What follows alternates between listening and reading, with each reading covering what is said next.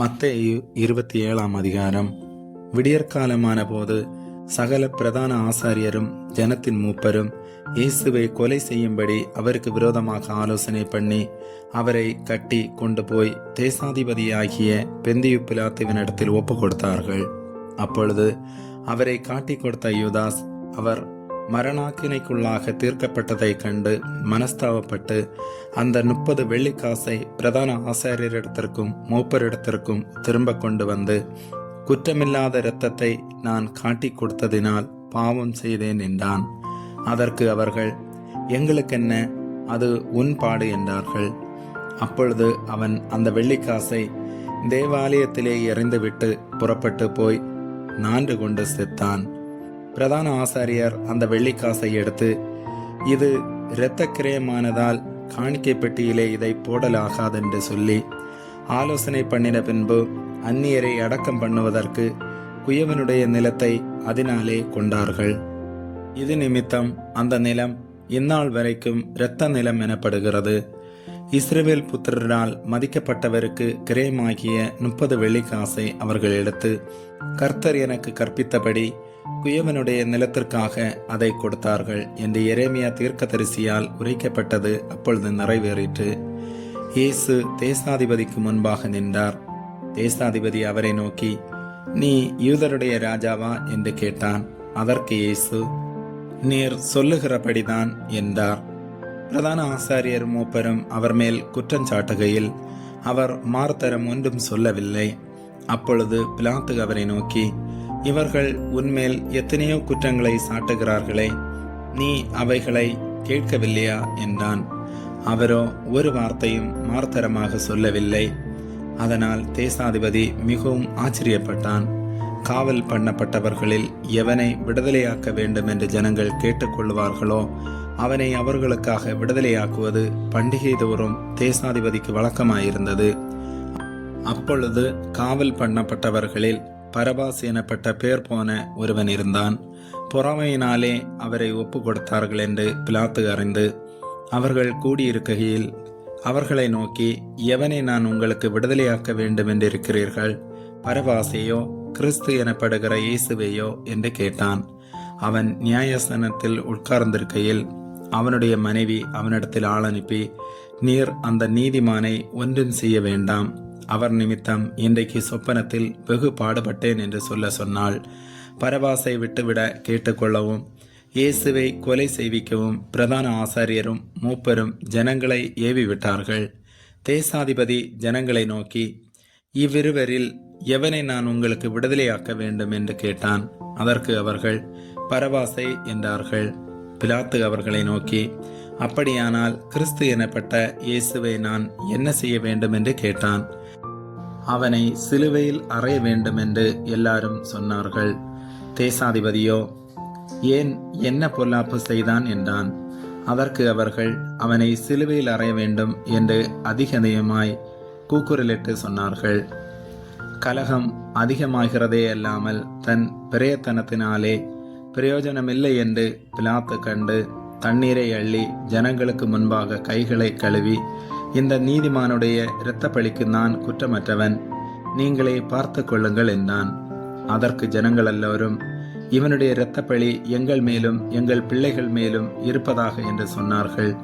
அப்பொழுது அவன் பரபாசை அவர்களுக்கு விடுதலையாக்கி இயேசுவையோ வாரினால் அடிப்பித்து சிலுவையில் அறையும்படிக்கு ஒப்பு கொடுத்தான்.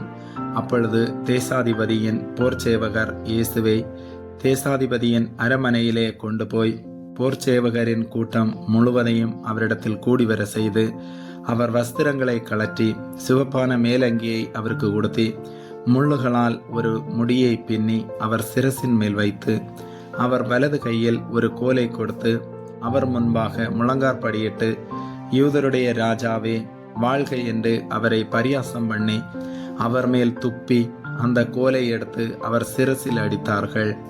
அவரை பரியாசம் பண்ணின பின்பு அவருக்கு உடுத்தின மேலங்கியை கழற்றி அவருடைய வஸ்திரங்களை அவருக்கு உடுத்தி அவரை சிலுவையில் அறையும்படி கொண்டு போனார்கள். போகையில் சிரேனே ஊரானாகிய சீமோன் எனப்பட்ட ஒரு மனுஷனை அவர்கள் கண்டு அவருடைய சிலுவையை சுமக்கும்படி அவனை பலவந்தம் பண்ணினார்கள். கபாலஸ்தலம் என்று அர்த்தங்கொள்ளும் கொல்கதா என்னும் இடத்துக்கு அவர்கள் வந்தபோது கசப்பு கலந்த காடியை அவருக்கு குடிக்க கொடுத்தார்கள். அவர் அதை ருசி பார்த்து குடிக்க மனதில்லாதிருந்தார். அவரை சிலுவையில் அறைந்த பின்பு அவர்கள் சீட்டு போட்டு அவருடைய வஸ்திரங்களை பங்கிட்டு கொண்டார்கள். என் வஸ்திரங்களை தங்களுக்குள்ளே பங்கிட்டு என் உடையின் பேரில் சீட்டு போட்டார்கள் என்று தீர்க்கதரிசியால் உரைக்கப்பட்டது நிறைவேறும்படி இப்படி நடந்தது. அவர்கள் அங்கே உட்கார்ந்து அவரை காவல் காத்து கொண்டிருந்தார்கள். ஆண்டியும் அவர் அடைந்த ஆக்கினியின் முகாந்தரத்தை காண்பிக்கும் பொருட்டு இவன் யூதருடைய ராஜாவாகிய இயேசு என்று எழுதி அவர் சிரசுக்கு மேலாக வைத்தார்கள். அப்பொழுது அவருடைய வலது பக்கத்தில் ஒருவனும் அவருடைய இடது பக்கத்தில் ஒருவனுமாக 2 கள்ளர் அவரோட கூட சிலுவையில் அறையப்பட்டார்கள். அந்த வழியாய் நடந்து போகிறவர்கள் தங்கள் தலைகளை துலுக்கி, தேவாலயத்தை இடித்து 3 நாளைக்குள்ளே கட்டுகிறவனே, உன்னை நீயே ரட்சித்துக்கொள், நீ தேவனுடைய குமாரனானால் சிலுவையிலிருந்து இறங்கி வா என்று அவரை தூசித்தார்கள்.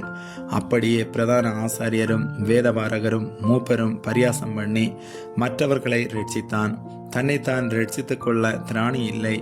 இவன் இஸ்ரவேலின் ராஜாவானால் இப்பொழுது சிலுவையிலிருந்து இறங்கி வரட்டும், அப்பொழுது இவனை விசுவாசிப்போம். தன்னை தேவனுடைய குமாரன் என்று சொல்லி தேவன் மேல் நம்பிக்கையாயிருந்தானே, அவர் இவன் மேல் பிரியமாயிருந்தால் இப்பொழுது இவனை ரட்சிக்கட்டும் என்றார்கள். அவரோட கூட சிலுவைகளில் அறையப்பட்ட கள்ளரும் அந்தபடியே அவரை நிந்தித்தார்கள். 6ஆம் மணி நேரம் முதல் 9ஆம் மணி நேரம் வரைக்கும் பூமி எங்கும் அந்தகாரம் உண்டாயிற்று. 9ஆம் மணி நேரத்தில் இயேசு, ஏலி ஏலி லமா சபத்தானி என்று மிகுந்த சத்தமிட்டு கூப்பிட்டார். அதற்கு, என் தேவனே, என் தேவனே, ஏன் என்னை கைவிட்டீர் என்று அர்த்தமாம். அங்கே நின்றவர்களில் சிலர் அதை கேட்டபொழுது, இவன் எலியாவை கூப்பிடுகிறான் என்றார்கள். உடனே அவர்களில் ஒருவன் ஓடி கடற்காளானை எடுத்து காடியில் தோய்த்து அதை ஒரு கோலில் மாட்டி அவருக்கு குடிக்க கொடுத்தான். மற்றவர்களோ, பொறு, எலியா இவனை ரட்சிக்க வருவானோ பார்ப்போம் என்றார்கள். இயேசு மறுபடியும் மகா சத்தமாய் கூப்பிட்டு ஆவியை விட்டார். அப்பொழுது தேவாலயத்தின் திரைச்சீலை மேல் தொடங்கி கீழ் வரைக்கும் 2ஆக கிழிந்தது. பூமியும் அதிர்ந்தது, கண்மலைகளும் பிளந்தது, கல்லறைகளும் திறந்தது. நித்திரையடைந்திருந்த அநேக பரிஸ்தவான்களுடைய சரீரங்களும் எழுந்திருந்தது. அவர் உயிர்த்தெழுந்த பின்பு இவர்கள் கல்லறைகளை விட்டு புறப்பட்டு பரிஸ்த நகரத்தில் பிரவேசித்து அநேகருக்கு காணப்பட்டார்கள். 100க்கு அதிபதியும் அவனோட கூட இயேசுவை காவல் காத்திருந்தவர்களும் பூமி அதிர்ச்சியையும் சம்பவித்த காரியங்களையும் கண்டு மிகவும் பயந்து, மெய்யாகவே இவர் தேவனுடைய குமாரன் என்றார்கள். மேலும் இயேசுவுக்கு ஊழியம் செய்யும்படி கலிலேயாவிலிருந்து அவரோட வந்திருந்த அநேக ஸ்திரீகள் அங்கே தூரத்திலே நின்று பார்த்து கொண்டிருந்தார்கள். அவர்களுக்குள்ளே மகதலேனா மரியாளும், யாக்கோபுக்கும் யோசேக்கும் தாயாகிய மரியாளும், செபதேயுவின் குமாரருடைய தாயும் இருந்தார்கள். சாயங்காலமான போது இயேசுவுக்கு சீசனும் ஐஸ்வர்யமானுமாயிருந்த யோசேப்பு என்னும் பெயர் கொண்ட அரிமத்தியா ஊரானாகிய ஒரு மனுஷன் வந்து பிலாத்துவினிடத்தில் போய் இயேசுவின் சரீரத்தை கேட்டான். அப்பொழுது சரீரத்தை கொடுக்கும்படி பிலாத்து கட்டளையிட்டான். யோசேப்பு அந்த சரீரத்தை எடுத்து துயதான மெல்லிய துப்பட்டியிலே சுற்றி தான் கண்மலையில் வெட்டியிருந்த தன்னுடைய புதிய கல்லறையிலே அதை வைத்து கல்லறையின் வாசலில் ஒரு பெரிய கல்லை புரட்டி வைத்து போனான். அங்கே மகதலேனா மரியாளும் மற்ற மரியாளும் கல்லறைக்கு எதிராக உட்கார்ந்திருந்தார்கள். ஆயத்த நாளுக்கு பின்னான மறுநாளிலே பிரதான ஆசாரியரும் பரிசேயரும் பிலாத்துவினிடத்தில் கூடி வந்து, ஆண்டவனே, அந்த எத்தன் உயிரோடு இருக்கும்போது 3 நாளைக்கு பின் எழுந்திருப்பேன் என்று சொன்னது எங்களுக்கு ஞாபகம் இருக்கிறது. ஆகையால் அவனுடைய சீசர்கள் ராத்திரியிலே வந்து அவனை களவாய் கொண்டு போய் மரித்தோரிலிருந்து எழுந்தார் என்று ஜனங்களுக்கு சொல்லாதபடிக்கும், முந்தின எத்தை பார்க்கிலும் பிந்தின எத்து கொடியதாகாத படிக்கும் நீர் 3 நாள் வரைக்கும் கல்லறையை பத்திரப்படுத்தும்படி கட்டளையிட வேண்டும் என்றார்கள். அதற்கு பிலாத்து, உங்களுக்கு காவல் சேவகர் உண்டே, போய் உங்களால் கூடிய மட்டும் பத்திரப்படுத்திக் கொள்ளுங்கள் என்றான். அவர்கள் போய் கல்லுக்கு முத்திரை போட்டு காவல் வைத்து கல்லறையை பத்திரப்படுத்தினார்கள்.